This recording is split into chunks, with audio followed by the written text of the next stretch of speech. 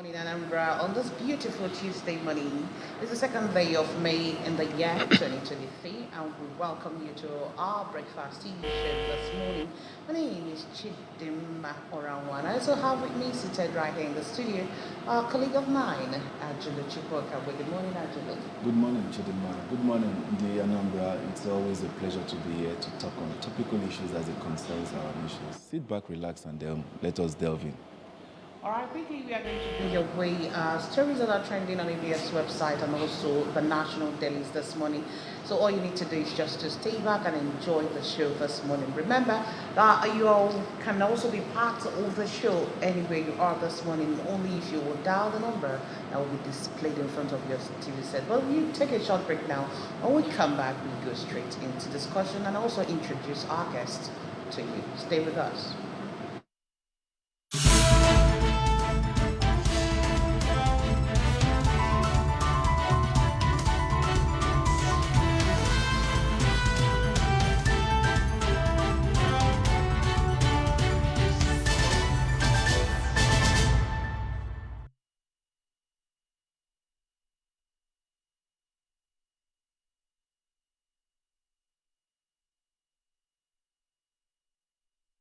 All right, you're welcome back to the show. And this morning are Savin Chike Otiba. He is a public affairs analyst. Good to have you on the show this morning, Savin. Yeah, good morning and good morning, Anambras. We also have with us this morning Paulson Okeke. He is a public affairs analyst. Glad to have you this morning, Paulson. Good morning, viewers. Please join us. All right, quickly, let's start with the stories that are trending on ABS website this morning. The very first story we have is Workers' Day. Salute assures Anambra State workers of a brighter prospect. Anambra State government embarks on recovery of 2022 consolidated petroleum product fees. Caution marketers against sharp practices. SEMA urges riverine communities to prepare for flooding. Because we're starting with you this morning, Savine.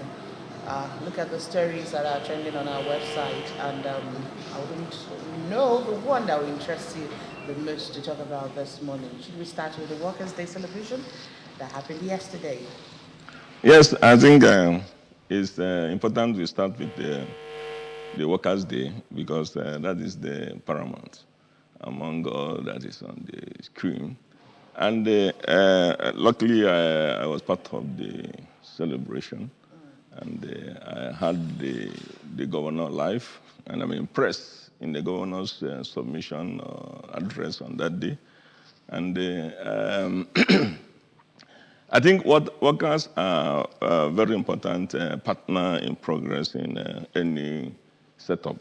If you don't take care of your workers, then you are not bound to achieve the purpose of which any organization is set up. So for him to stress the need to assist workers or to alleviate the problem of workers, I think is something very, very important. And I believe that he will go every length to ensure that we move from the level of which the workers of Anambra are to a better level. And from what he has said so far, I think he's really going to achieve a lot of things. All right, thank you so much for that. Paulson, you have a different opinion on what he said? No, not actually. I don't have anything. But what I want to say is this: an encouraged worker, a motivated worker, is a worker that will work with to ensure productivity. If a worker is coming out to work in the morning with the hope of coming there, you have the wherewithal to work, you have the requisite training on what you are doing, you must be bound to enhance your productivity. How does this happen? If workers are well motivated, it is a common thing that motivation engenders productivity in any organized setup.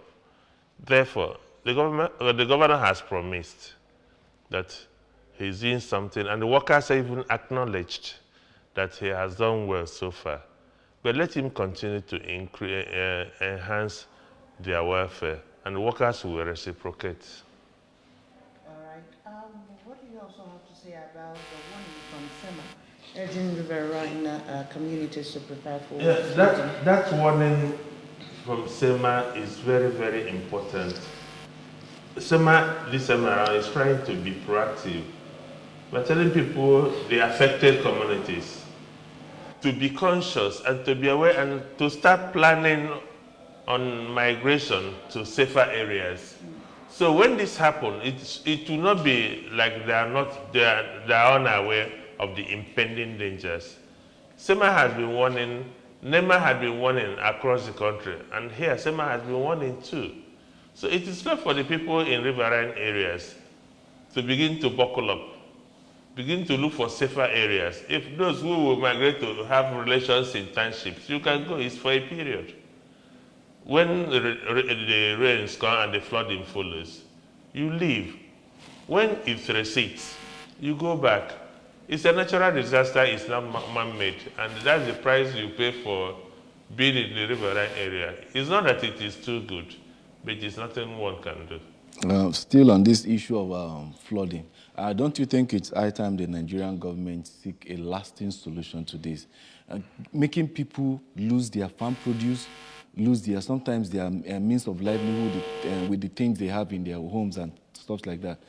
When it becomes a periodic relocation, then that gives the government an impetus to come in and salvage the situation. Because most of these people don't even have that means of even relocating to certain places. My brother, it's a natural disaster. So I think government can barely do much. This is a natural disaster. It's rainfall and it's flooding. So there's room for natural disaster anywhere in the world. But it is the containment measure that we're talking about here. How do we contain so that the effect will be minimal?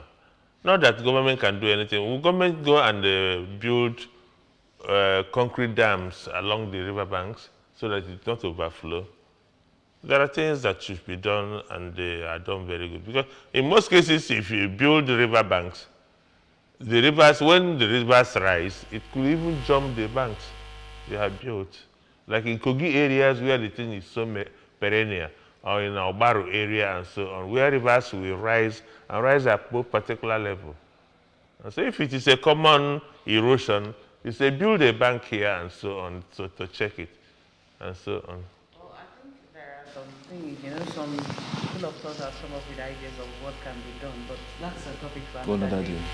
Because we have rivers to dredge and Yes. that's a topic for another day. Yes. Let's quickly go back to the next paper. The next paper we have here, the first paper for review this morning is the Daily Sun. And the banner headline there is, Sudan. Egypt opens border for fleeing Nigerian students. Buhari engages President Sisi.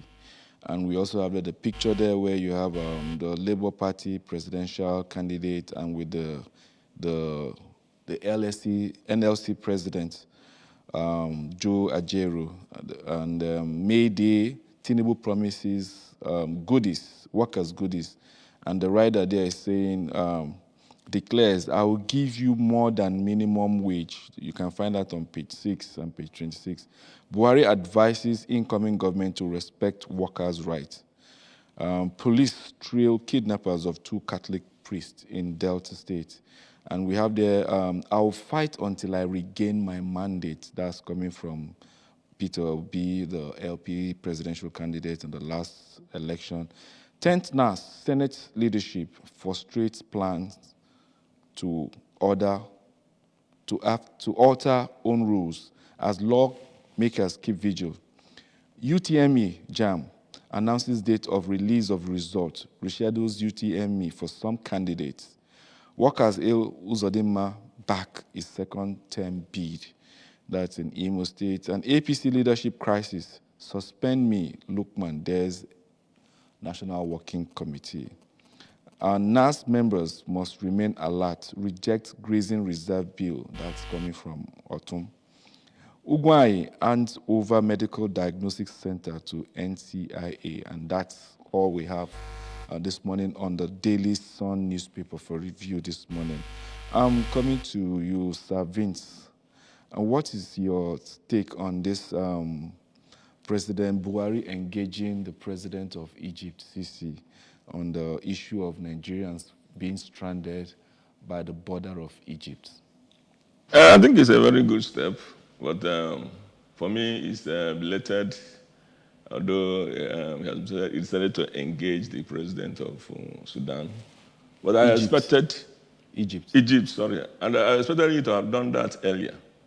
You know, you have seen there's a lot of bottleneck out there, a lot of delays that are not necessary. You know, this is an emergency situation. So, and it's not just emergency that we didn't know that it's coming. It's something we have seen since 3 weeks or 4 weeks ago. You know, so adequate preparation has, supposed to have been done before now. But that notwithstanding, I think I have to say that I'm impressed that he has already started to talk with the president of Egypt, and the border has opened and people, movement has started, and the evacuation is already at hand. But what I don't know is actually the issue of this APs arrangement. I think it says peace. APs arrangement to evacuate people. Just within a short time, we stopped hearing any positive issues from that place. I think that evacuation would have really helped, and Nigerians would have started arriving, if not that they are delaying it. It's an emergency situation, and the emergency situation is supposed to be handled with every amount of, precision. So that is my opinion. That I think that what he did is all right, and he's trying to curb the mistake that I've made in the past. Austin, please, let's just talk a little bit on this. I don't think Nigerians are the only ones studying in Sudan, but we don't seem to have heard of any issue of other African nations having problems with trying to evacuate their students. So how come Nigeria seems to be the talk of the it is because story? It is because, like the Igbos say, ndị Nigeria had a 1 million body if Nigerian government are the people that would always be concerned with welfare of their citizens. Like I was listening to one analysis, other countries, UK, Iran, Tehran, and all the rest of them evacuated their nationals right before time. When they saw the conflagration in Sudan, they knew this thing is not going to end soon, and they began to withdraw their citizens. But Nigerian government will wait until danger looms, and that's when they will wake up, and then they begin to do fire brigade approach, haphazardly though. If Nigerian government had contacted Egyptian government, or the president has spoken to the other president, please accommodate my countrymen who are stranded, they are coming over, pending our arrangement to take them home. It's a very simple thing. But you might find out that he did not do it, not until there's problem. Because by the time he called El Asis, Egyptian president, the whole problem got solved. But because it was not done, the young men and women were kept stranded at the border. So that is what I have just said, that if we solve our problems the way problems are solved, being proactive, like this will happen. Nigerian students muster up here, let's take you home. Before time, like other countries did. But because we may want to make some money out of it. That's one thing. So that money making will be uppermost in the officials' minds, other than the safety of the students. So $1.2 million was budgeted. That 1.2 million, are you buying 40 buses? Now the cost of, according to reports, they say each bus will be paid $30,000. The $30,000 to hire a bus, how much is the price of a new bus, please? And these are the questions, and these were why the whole thing will be delayed, so that by the time they begin to do this hush-hush arrangement, any money they mentioned will be given to them. That's Nigeria for you. It's pathetic. All right, quickly let's go over to the next paper this morning, and that is the National Star newspaper with the banner headline, NLC cautions judiciary against election petition pronouncement, vows to shame judges who compromise election process. I'll fight for your welfare, Tinubu assures workers. And then, no going back on Bauchi neck meeting, says Apapa LP faction. 1.6 million households get 10,000 naira by monthly. This is coming from the federal government. Bus conveying stranded Nigerians from Sudan catches fire. Buhari bullying judiciary to uphold electoral haste. This is coming from the PDP presidential candidate, that is Atiku. Federal government probes IPPS after third party payment platform breach. And then APC crisis, Lukman Des Adamu Omisore says they lack powers to suspend him. Police, DSS, INEC joint panel, someone suspended Adamawa Reg. JAM releases UTME results today. And federal government confirms lecturers, doctor will benefit from the salary increase, okay? These are the stories that we have in the front page of the National Star newspaper this morning. Let's start with the major story there. Savin, NLC cautioning judiciary against election petition pronouncement. And also, we can see that they are saying under the riders there that they're going to shame judges who compromise election process. Yes, it's not just NLC. I think other bodies that are very important, in these issues should also speak up. Even it's because of yesterday, Workers' Day, that's where they pronounced. Yes, I understand. But what I'm saying is other bodies are supposed to speak up on this matter. Even in some of our statesmen asked us to talk. Because I believe that this election, the presidential election, is something that will make or mar this nation. If it's not properly handled, I think that will be the end of Nigeria. So I believe that any person that has the interest of Nigeria in mind should speak up now. Because it's not when the harm is done that people will start talking. It's now that people will start talking so that they will encourage people to do the right thing. What the NLC is saying for me is right. And they are saying it at the appropriate time so that the judges and everybody will take precaution of what is happening in Nigeria today. That matter needs to be handled with every amount of seriousness, and the justice has to be seen to have been played. So I support the view of the NLC. And I also pray that NLC should go beyond this because we know our country, when you just say and keep quiet and they will just put it under the carpet. So they need to project some actions, to make these judges and to make the country to sit up on this matter. So that is my opinion about this NLC issue. On the issue of the promise of the president-elect Tinubu, well, I want to have my reservation about APC promises, because in the past they have promised and they have failed. So that promise, I'm not taking it as anything, and it doesn't make any sense to me. So we have known APC for promising and not keeping their promises. And if Tinubu is coming from that background, I doubt whether it's something that will have to be taken serious.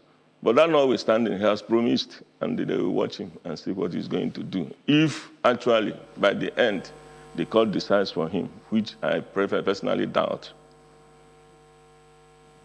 Okay. I'm just thinking, the NLC warning to the judges. I've been saying it.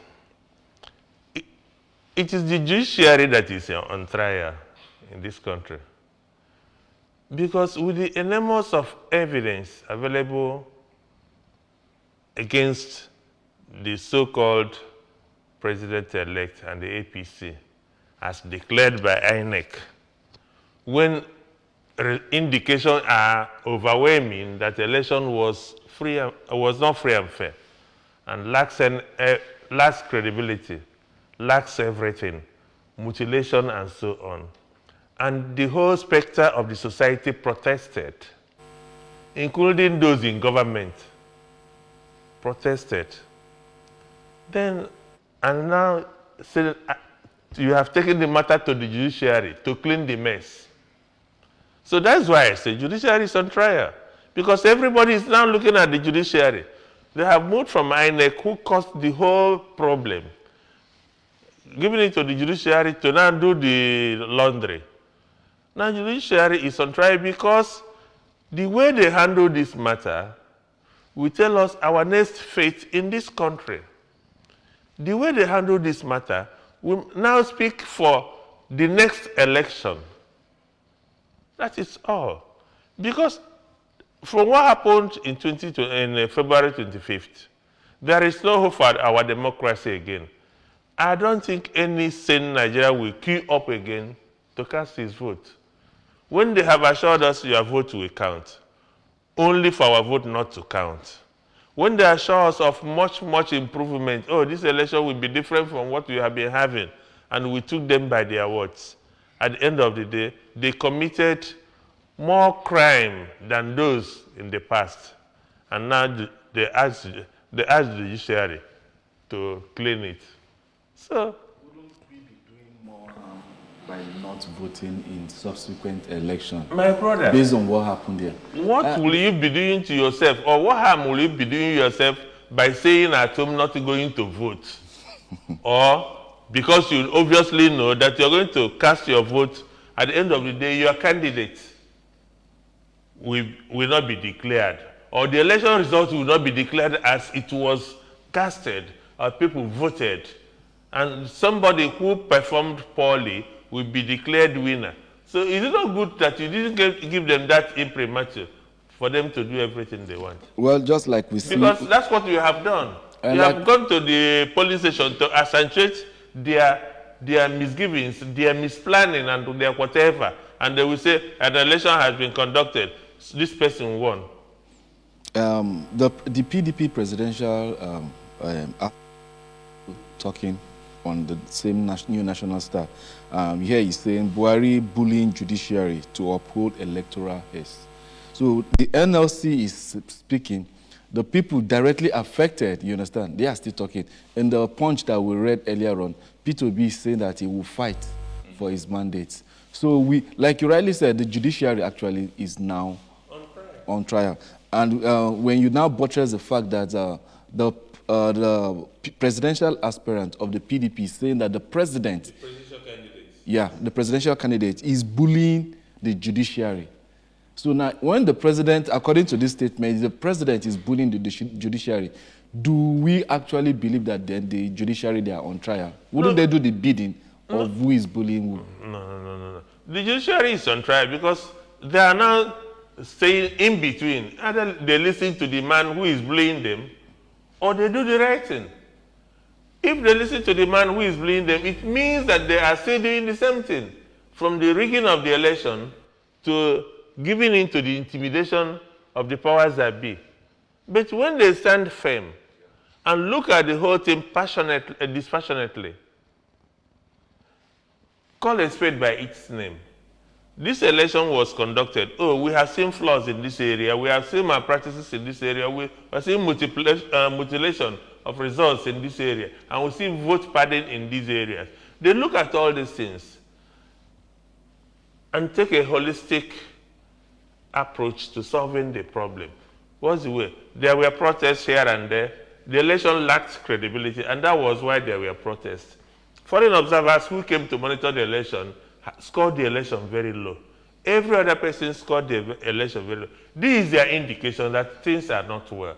Now, if they collect these views and sit them down and analyze them, in line with the election result, the outcome, and so on, they could come out with an honest opinion that let things be this way. Please, another thing that is very important on this election, which I would like to discuss about, is the marriage of the INEC And government. and the government and the candidate of APC, that is the president-elect. It needs to be watched. The INEC, I see INEC as an umpire. which has done his work. And this marriage is not necessary because he's also on trial. He has done his work. It's just like a referee after, handling a match. If you have any problem with the match he has handled, he has to step aside and watch the judges. But the way the INEC is going is like he's trying to cover his excesses, which is not necessary. So INEC need to be watched. He has done his own. Let him step aside and let the judges do their work. But it's like he's partying with the governor, with the president-elect and the APC, and it's not a good domain. Let's go to the next paper we have for review this morning, which is The Punch. And the banner headline there says, Tinubu promises tough decisions. NLC demands new retirement age. And the rider there says, Labour recommends 65 years retirement age, 40-year length of service. President-elect seeks understanding, says hard decisions coming soon. And see the picture there, motorist stranded as flood takes over Lagos-Ibadan Expressway. That's on the Long Bridge. And still on the crisis in Sudan, Egypt opens border for stranded Nigerian students, for Nigerians. Lawless naval ratings brutalize Ogunman over parking space. And on the Senate presidency, we have Akpabio meets Buhari, defense ambition. On the top right, there says, subsidy, salary payment unlikely after June, says Obaseki. And police, DSS, INEC joint panel invites suspended Adamawa rec. And last but not the least, NARD fumes as Ngige condemns doctor entitlement mentality. That's what we have for you this morning on the Punch newspaper. Well, I think we want to delve into this issue of salary payment unlikely after June, says Obaseki, on the issue of subsidy. And what's your take on that, Paulson? Well, salary payment unlikely after June. Yeah, it might be, I don't know, but there have been that opinions coming out from here and there that the current government is borrowing money to pay salaries. Now, if they pay, maybe the money they borrowed, after June it might finish, and then the next government might try to put things in order, not to borrow to pay tax salaries, and they begin to look inwards. Therefore, it may take time for them to put their acts together to raise money to be paying salaries. It's a thing the workers should be very careful and conscious of, because it is coming from no other person than Obaseki, and Obaseki is a seasoned banker. We know him in this country before he became governor of Edo State. And he may be part of the loan process when he was in APC, to be taking loans, to be paying salaries. And for a period, maybe throughout the lifespan of this administration, which is sitting in May, maybe they pay May, June, May salaries. In June, the problem comes in. Nobody knows what actually will happen again. And that's why he may say salary, there might be problem paying salaries, because our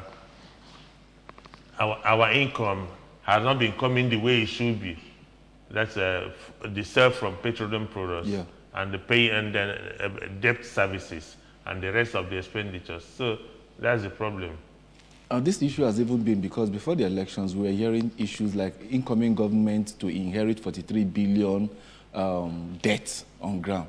So now, does this further give credence to the administration that is about winding out? You understand? Based on these issues of debts piling and then issues of salaries. Then just a day after celebrating Workers' Day, then you're coming to tell Nigerians that come June next year, you might not be having your salaries paid as I went due. Well, no. A huge debt had been wanting about 73 trillion naira, which you and I are owing without us knowing about the money. And so on this, because it's a Nigerian government, and which all of us are part of it. But one thing remains, that There's no anybody who doesn't know Nigeria is in a mess economically. It's in a mess. And I wonder how the next government, whether it is Labour Party or APC or PDP that comes in, we have a very big problem clearing the mess caused by the outgoing government, honestly speaking. Because the mountain of debt that is left behind, you're talking about foreign debt, you're not talking about the contractors and the other internal debts. We're just talking about this one because it is a foreign debt. What of internal debts and so on? And so it's a very big challenge for incoming government. All right, Sabine, let's also look at the story of the Senate President Akpabio going to Buhari to defend his ambition. One wonder that I think we have the three arms of government, the executive, the judiciary, and the legislature. I don't understand. You called it marriage, you called the INEC and the other one marriage. Now, why would a senator go to the executive to defend his ambition, probably for him to influence the 10th Senate so that they will elect him as the president of the Senate? So, what's your thought on that? Well, it's not far from what I know Akpabio of. Akpabio has been somebody that I don't even understand his style of politics. To me, his approach to things are, if I use the word dubious, that would be overstatement. But most time, I don't like his approach to politics. You see, it's a game. He's playing game, and he knows that that thing is not supposed to go to South, not even to talk of going to Akpabio. But he's trying to climb to a level that he's not supposed to climb to. The truth is that even his position as a Senate in Akwa Ibom is also, except that the Supreme Court has spoken. There's people like us still having some doubt about his position there. I'm not surprised for his movements because I know that he's somebody who always liked trading. He's trading to see if he can get that position. What is left for the APC government, and also if they are going to succeed in the game they are playing. But a right-thinking Nigerian should know that that position is supposed to go to the Southeast to balance the equation. South has just finished presidency, and they have other issues, other positions that they are battling with. And the Southeast has been denied even the president. And for them to deny them the Senate president is a very big blow on the Southeast. And I don't know how the Southeast is going to take it. We're watching. And I've said that this issue of 2020 and 2023 presidency is going to make Oma Nigeria. And it is the judiciary that will decide. So we're still watching, because all these games are now complex and complicated that we've dove. So it's not something you can approach until we start seeing the end. And the end is the decision of the judiciary. That is where everything will start unfolding and people will start taking stand. So we're watching with interest. All right. Just to let you know that you can also be part of the discussion ongoing in the studio this morning. All you need to do is just to dial the telephone number displayed in front of your television set. Quickly, let's go over to the next papers that we have. We are taking this day on the Nation newspaper together. Let's see what we have on this day newspaper this morning. The first one, that is the banner headline. Ganduje to Kwankwaso, God will not allow anybody to destroy our new Kano Emirates. That's the banner headline on the front page of this day newspaper. Obi, contrary to reports, I was never arrested in London. Sanusi, it's Nigeria's loss. Osibanjo was not elected president. Buhari charges successor to respect workers' right. Abdul Razak celebrate workers. We can see the picture there. Obaseki, Federal government may be unable to pay salary beyond June without removing fuel subsidy and massive printing of money. Okay, let's see the Nation newspaper now. Pay rise coming for health workers, lecturers, and others. Funding captured in this year's budget, says federal government.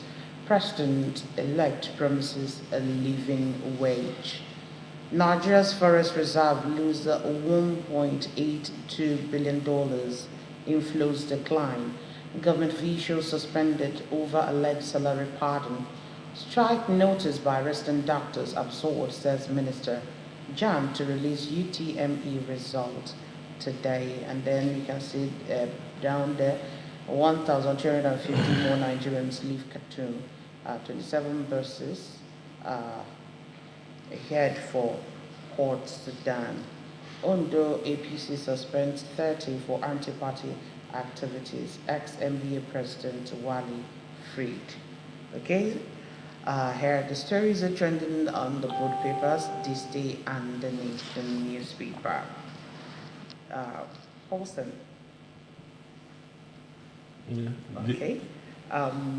Buhari, Ganduje to Banco, so God will not allow anybody to destroy our new Canada. That's what we have at the front page of this newspaper. So I don't know if you are interested to talk about that. Yeah, if you're, for one who had followed that story when the new Emirates were created, that was when Sanusi was deposed, and he quickly created 4 new Emirates.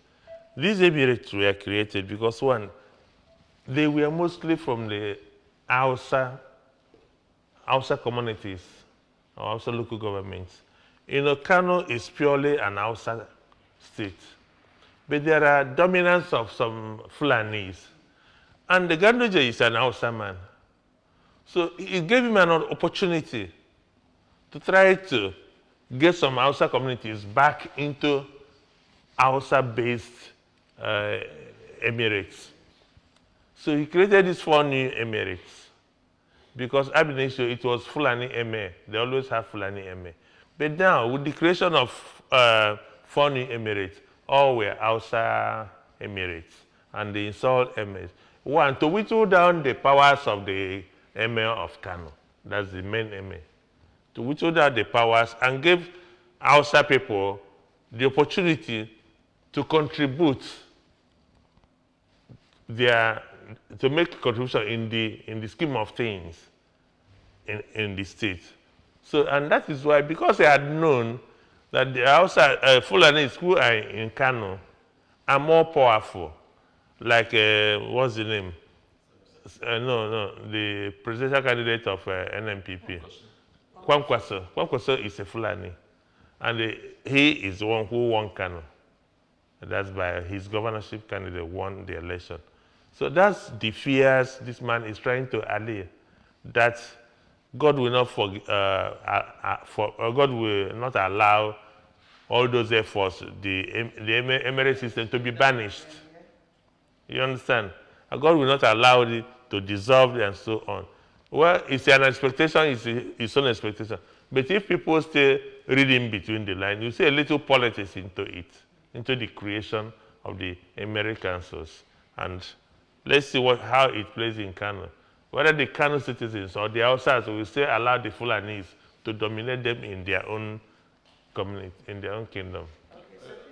All I have to say on that is, I don't understand why people would like to eat their cake and have it. We have forgotten that it's Kwankwaso that handed over to Ganduje. And when Ganduje was talking about these Emirates, Kwankwaso did not influence his thinking. So now that Kwankwaso is coming into power, what is the headache of Ganduje? The people have voted him, and he has to do whatever the people tell him to do. He has done his own. By 29th of May, he will leave the office. So whatever Kwankwaso is doing should not concern him, because he was elected by the people. He was in power because people want him to be in power, even if he's not the governor. But he's in power because the people want him to be in power. So whatever he's doing is in line with what his people want. So if he's destroying the Emirates, that means the majority wants it. If he's encouraging the Emirates, it's his own cup of tea. You don't have to influence him. Because when Danjuma was in power, nobody influenced him. He was taking his decision. How do you know that those things he did that time is the right thing? It's left for the people. Let him. He has done his own. That's the point I want to make. He should allow others to do.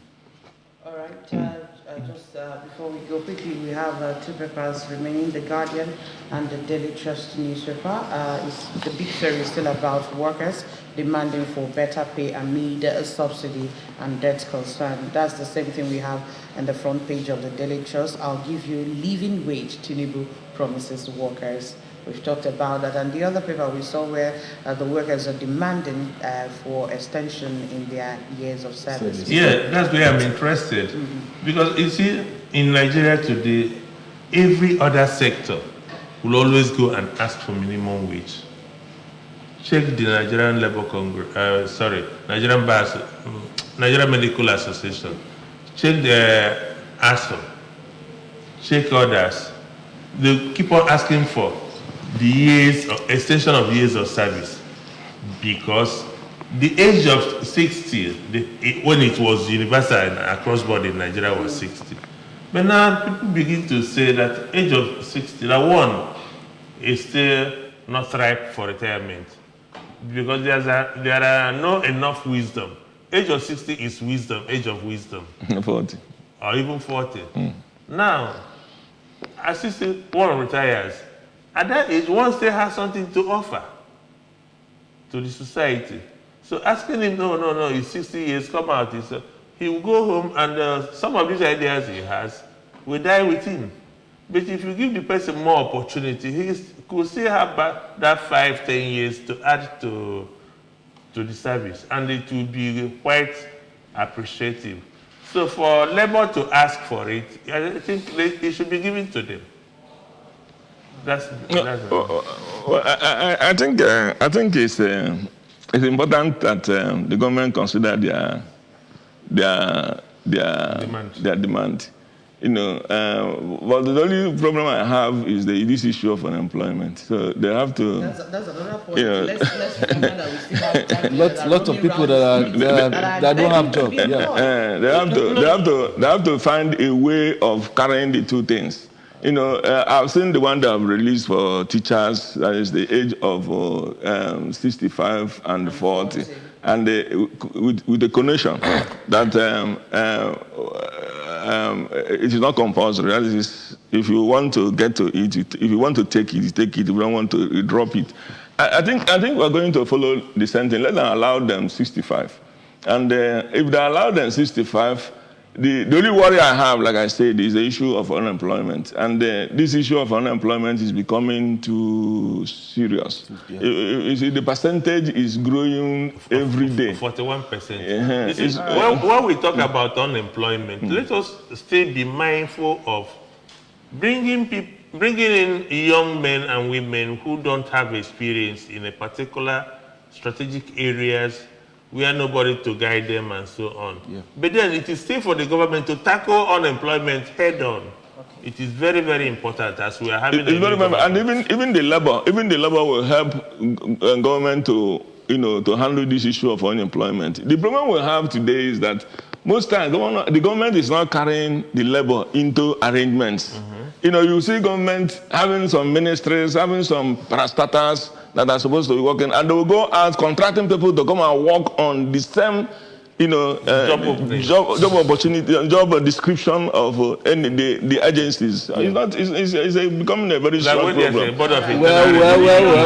Contractors, when there are people staff for Board of Internal Revenue, but you go and give contractors. Like in the civil service, there are no gardeners, there are no cleaners. All these things are contracted out. Even on transport, Thank you, sir, for joining us on the show this morning. Thank you so much. Savine Utiba for being part of the press review this morning. Thank you for coming. And also, Paul Simokeke, thank you also for being here. Thank you very much. Well, that's the much we can take on this segment of Good Morning Anambra, the press review. We are taking a short break. We'll see you at the other side when we come back. Stay with us.